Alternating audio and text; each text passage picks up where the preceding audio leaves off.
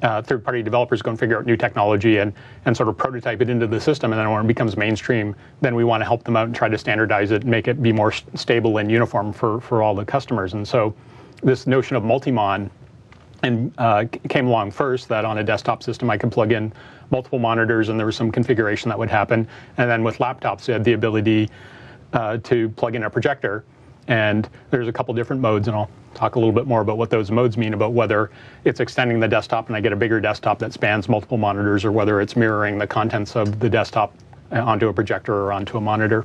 And all of this is controlled inside here, and it's an area where in Windows Vista we tried to do some work to make the detecting a projector and having the display automatically show up, the desktop automatically show up on the projector happen, and frankly we didn't do such a good job of it.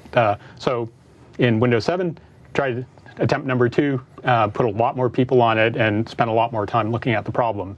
And so I'm going to step back for a second and just talk a little bit about what the desktop looks like. So in Windows, and this is kind of an evolved model of the world, is there's a big virtual desktop, and it has it's 64,000 by 64,000. It has plus and minus coordinates, the zeros here. And what happens is when a monitor is connected to the system, it creates what we typically call a view, which corresponds to the height and width of the display, the monitor that's plugged into the system. So if it's 10 by 7 or 1280 by 1024, whatever, that'll match some image or some subset of this view on top of the large virtual desktop. And when there's multiple monitors, there's a couple different modes that I can extend. And extend means add another view, and it needs to be adjacent in some way. It could be either horizontally adjacent or vertically adjacent. And I can add more monitors. And what I'm doing is adding more views to the virtual desktop. And then individual windows show up on those views. So if I have an application draws a window, or it can span these views. So this is extended mode.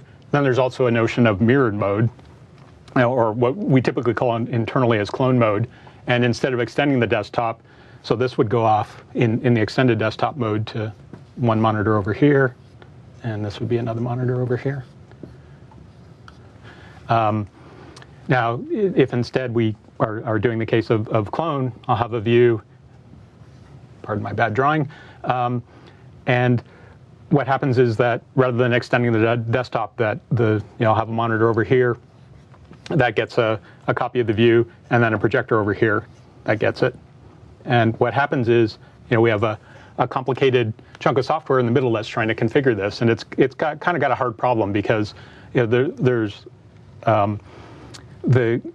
needs to enumerate the capabilities of the monitor, and monitors keep a table inside them that says what resolutions do they support, and what refresh rates, and what color depth, and those sorts of bits of information. And then the connector also has a bunch of information with it that says what the graphics hardware, the output system is capable of doing, and the software in between has to match it up.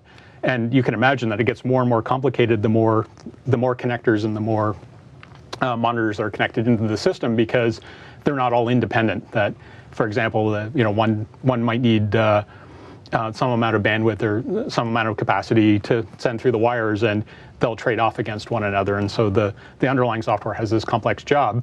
Now, this had all been surfaced through evolving GDI APIs. There was the change display settings and enumerate display settings APIs to configure this.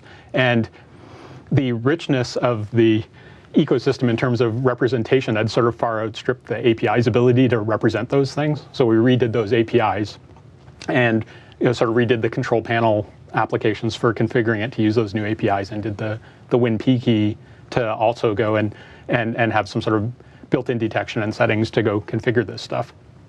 And so that has turned out to be a reasonably large feature. And I think I'd mentioned earlier that what we wanted to do was migrate that capability from GDI and put it in DXGI as part of our long-term thinking about the architecture of the system. So, hi, David. Thank you very much for coming in and taking the length to explain all the new things in Windows 7 graphics, all the detail. It looks like very exciting technology and a lot of news for developers out there. Any words for closure?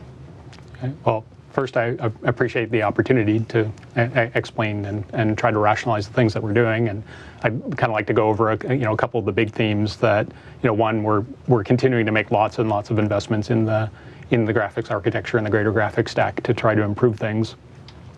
One is trying to have the better customer experience, more robust, more stable, more consistent. And the second part is from the developer side, it's really about trying to provide this consistent forward-looking API around the foundational graphics, that the work that we've done on D2D and D-Write, the formalization around the D3D10 API and hardware acceleration are important directions for us that we're going to continue on in the future and try to add more capabilities along this path. Cool. So again, this is very, very exciting technology, and it's important to say this is just our first video of a series of video. We're probably going to spend some time on any of the blocks that are painted here on the whiteboard. Yeah, that'll be great. There'll be an opportunity to go through them in a lot more detail and explain all of the stuff I glossed over. Cool. So again, thank you very much, and stay tuned. We're going to have some more coming up.